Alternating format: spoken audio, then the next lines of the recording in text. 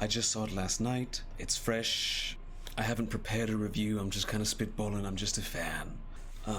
This is going to be Master's opinion. Everybody has an opinion. This is mine. I hope you respect my opinion like I respect yours. Man, where do we even begin? Where do we even begin? It's just right in the beginning. It's like, what's up? Palpatine's back, and he's been talking. I guess literally, because people have literally heard him talking. And he's back. And the whole galaxy knows, and it's just like this big announcement that happens. Kind of like Voldemort is back. He's back. It's pretty random, and just like slapped in there right at the beginning. That seems to negate everything Anakin and Luke did, but we'll see where this goes. Let's see where this goes. Yes, I have returned, and everything is proceeding as I have foreseen. It's been me the whole time, behind the curtain, pulling the strings. They totally planned for this all the way back in 2015. Oh, I don't think so. But hey, they're yanking him out of the hat like a rabbit because everyone loves Ian McDiarmid and the Emperor's cool. So let's just bring him back. They meet for the first freaking time as like a group at the end of the second movie. Not exactly the best time to bring your cast together, but that's when it happens. And they're all on good terms, and Poe's like, hey, what's up? And Rey's like, I'm Rey. And he's like, I know, because apparently you're a god. And then right at the start of this new movie, they're like, they're at each other's throats. There's tension.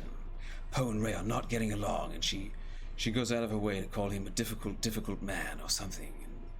And then Finn like waggles his fin at Poe at some point in the movie too, because Poe's like, well, I'm not Leia. And Finn's like, well, that's for damn sure. As the, like, it's like an insult. Like, yeah, Poe, you're not Leia. You suck. Like, people are like crapping on Poe. I don't understand that. But that seems to be what they're doing. He's revered as like this ace pilot, awesome, positive guy in The Force Awakens. And then he's seen as some brash asshole with his head in his cockpit. And he's just not listening to orders. And he's not ready for leadership. And then they just like triple down on that. And he's just really shitty in this one. They have to find, it becomes basically a World of Warcraft quest of MacGuffins where you gotta go find this thing and then plug it in so you can go find this next thing, and once you find that thing, then you can go find, you know, the Emperor, I guess. Rey is a humongous Mary Sue. She's God in this movie. She can do anything, and she does. And whenever she says something has to be done, it needs to be done, and she does it. Rey is a horrible character. I'm not saying anything bad about Daisy Ridley. Rey, the character, is terrible. In episode 7, she excels to the maximum with no adversity, no problem. I'm amazing. No training. In 8, it's the same thing. In 9, it's the same thing. She's just unstoppable. Incredible. So Leia dies, and the way she dies is by saying the word Ben. Yeah. And this is so bizarre that they even have to prep the audience with the script moments before by having Maz Kanata say, it's going to take everything for Leia now to reach him. Basically, she's like priming you, hey, she's gonna die now. And it makes no sense, so I'm just gonna pretend like it's some kind of like thing of the Force that she's got to croak, okay? And they prep you like that, and it makes no sense. Kylo stops fighting Rey and just kind of turns and just looks off into the distance and clearly has stopped fighting. So if this was like Luke Skywalker in Rey's position, I don't think he would have impaled Kylo like a fucking Sith. But Rey, I think, takes his lightsaber and impales him. And he's like, oh shit, like I just got stabbed through the chest because I apparently forgot I was in the middle of a lightsaber duel. And then Rey is like, LOL, just kidding. I'm gonna heal you. And she does. I don't know how she learned how to do that, but damn. Pretty OP. So she just like reses him completely and then leaves in his ship, I think. So how does he get back at the end of the movie? I don't know. Finn doesn't seem to have a character arc in this movie or the one before it, or the first one. He just screams Rey all the time while running up into the camera looking epic. Rey! Screaming Rey and following her around like a lost puppy dog. That seems to be his entire story. Emperor's back, baby. Some cool visuals. of like this crane arm supporting him. There's no explanation for why he's there, why he's been hanging out there for 30 years by himself. There's a whole arena of like shadowy Sith people. It's like thousands of them. What happened to the Ruler 2? Who the fuck are these people? It's never explained. We don't know. Who cares? He's just amassed an entire fleet of Star Destroyers by himself. He just did that. And they all have mini Death Star guns on them. So instead of making a much bigger Death Star, like in 7, this time they're taking the super big Death Star and splitting it up into mobile little Star Destroyers. Because Star Wars has to be about blowing up planets every time. There's two people who really stood out to me as fantastic in the movie in terms of like acting chops, and that would be Oscar Isaacs and Adam Driver. Nice job. Didn't seem like he had much to work with. Adam Driver's the other one. He basically has to redo his whole speech with his pops. Oh yeah, Han Solo's in this. Han Solo's in this. Is he a ghost? Is he the imagination of Kylo? We don't know. I'll tell you this though. Harrison Ford got paid to do this. I guarantee you. Hey, Mr. Ford, props to you. Make those credits. Hell yes. So he's in it. And he basically gives the same exact speech, and you know, with Kylo, it's like a redo of the whole like bridge scene. And then Kylo throws his lightsaber into the ocean. Apparently Skywalkers just love throwing their lightsabers into the ocean, or just away from themselves these days. And for those of you that are like, oh, he's rejecting Kylo Ren, whatever, it's still a lightsaber. It's a useful thing to have, whether you're light side or dark side. You would take that shit with you if you're gonna face the Emperor, is my point. At one point, Rey tries to throw not even her freaking lightsaber. Now she's trying to throw away Luke's lightsaber into the fire to destroy it. Wow. The disrespect. Mamma mia. Wow. But Luke, the Force Ghost, catches it. Yes, the Force Ghost catches the lightsaber, and then Luke has like 120-second scene at max, maybe 3 minutes, I don't know. And he says pretty much the exact opposite of everything in The Last Jedi.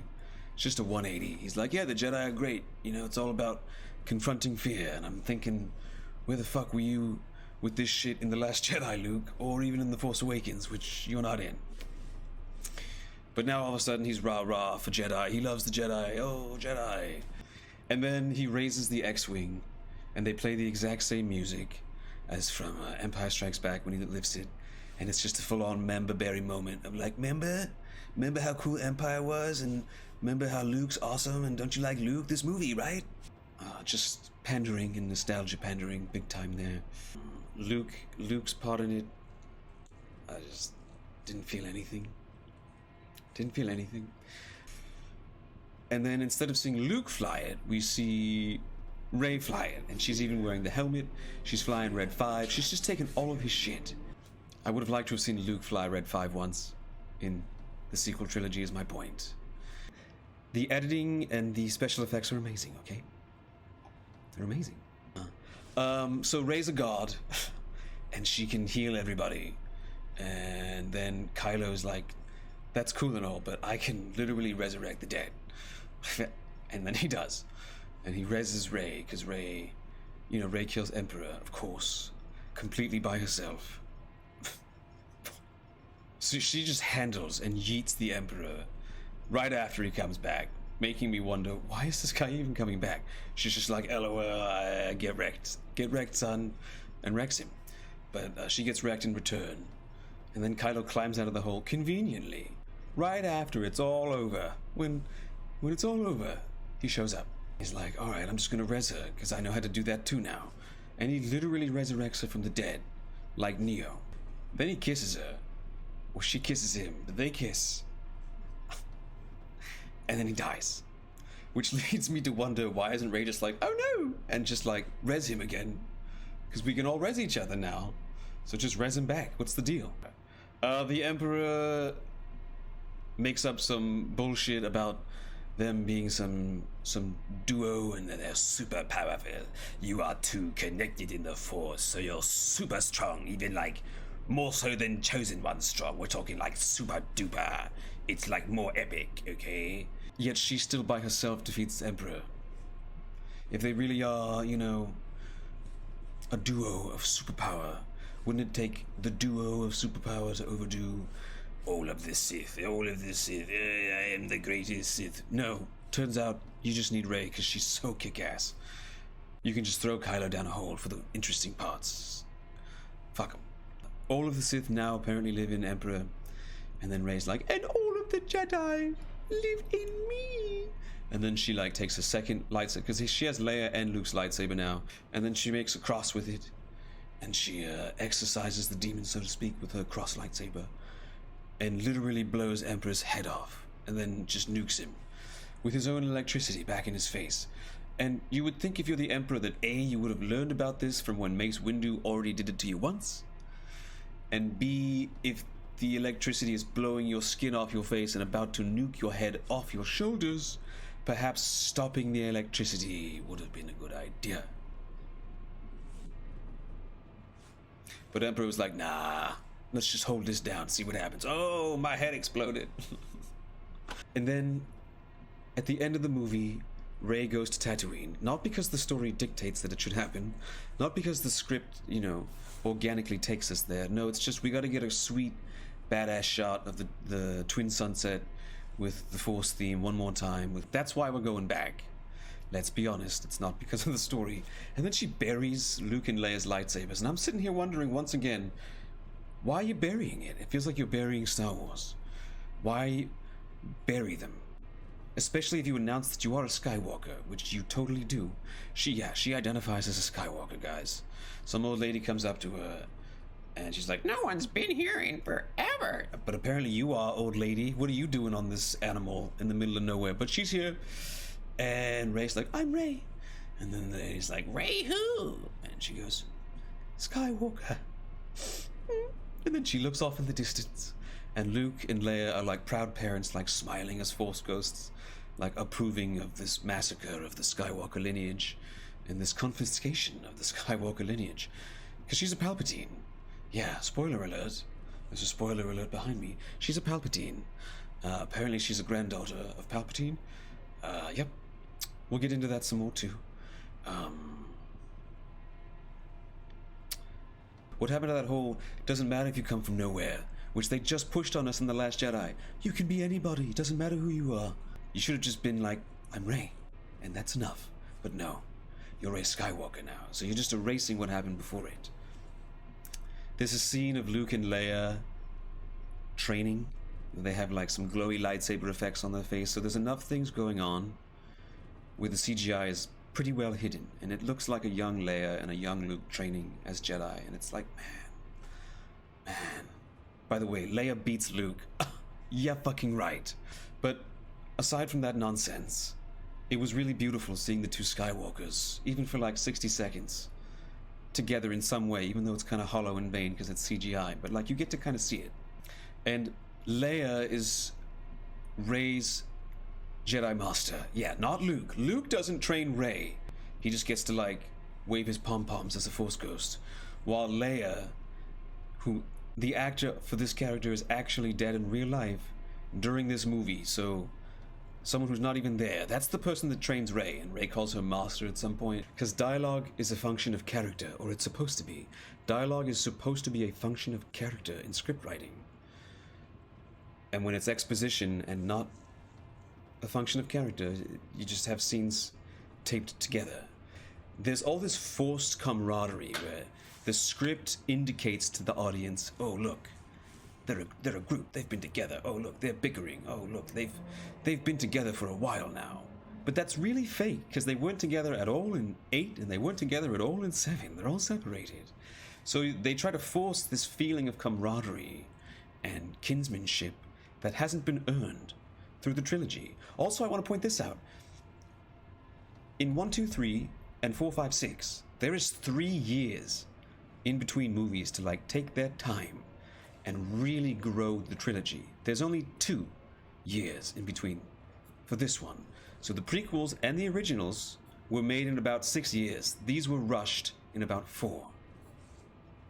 Oh, at one point there are horses with bow and arrows in this movie. Horses and bow and arrows. And they're on this Star Destroyer type ship. And the people that are inside the Star Destroyer even know about it. All you gotta do is rotate your ship left, right, up, down. Every single one on that ship dies. Everyone's dead now because they all fall off. Instead, they don't do that because they're super duper dumb. Oh yeah, they also explained the Holdo maneuver in episode 8. They explained that away with more exposition because someone goes, "We're gonna need a Holdo maneuver." And then they're like, "That's a 1 in a million, man. That wouldn't work again." How do you know? How do you know it wouldn't work again? Because no one's ever tried it before, and the one time you tried it, it worked magnificently. Fucked up their whole fleet. You were batting 1,000 with the Holdo technique. So if you have a brain, you're like, let's try that one again. Now you can have forced Skype conversations whenever you want, and you can duel people even when they're not there. Like, they break the rules of the Force so much in this movie. They're on completely separate planets, like totally different areas of the galaxy. And even so, Kylo reaches through time and space and grabs her necklace off her neck and then gives it to his officer to analyze. Oh yeah, the Knights of Ren are there. I just forgot to even mention them because they're that forgettable. I had to get this off my chest. If you disagree, let me know in the comments below. If you agree, let me know in the comments below. It's just a certain point of view.